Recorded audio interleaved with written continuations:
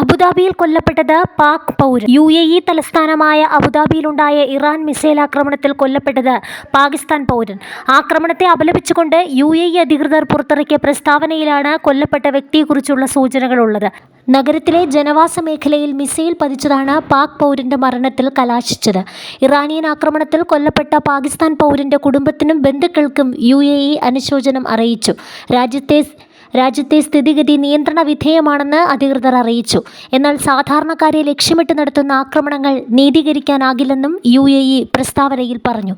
UAEയെയും മറ്റ് ഗൾഫ് രാജ്യങ്ങളെയും ലക്ഷ്യമിട്ട് ഇറാൻ നടത്തുന്ന മിസൈൽ ആക്രമണങ്ങളെ ശക്തമായി അപലപിച്ച് UAE ഇത്തരം നടപടികൾ രാജ്യത്തിൻ്റെ പരമാധികാരത്തിലേക്കുള്ള കടന്നുകയറ്റമായി കണക്കാക്കുന്നുവെന്നും വ്യക്തമാക്കി.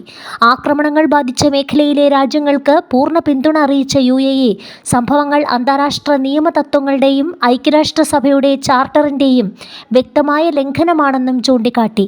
തങ്ങളുടെ പരമാധികാരം, ദേശീയ സുരക്ഷ, പ്രാദേശിക സമഗ്രത എന്നിവ സംരക്ഷിക്കുകയും അന്താരാഷ്ട്ര നിയമങ്ങൾക്കനുസൃതമായി പൗരന്മാരുടെയും മറ്റുള്ളവരുടെയും സുരക്ഷ ഉറപ്പാക്കുകയും ചെയ്യുന്ന രീതിയിൽ ആക്രമണങ്ങളോട് പ്രതികരിക്കാനുള്ള പൂർണ്ണവും നിയമാനുസൃതവുമായ അവകാശം UAEക്കുണ്ട്.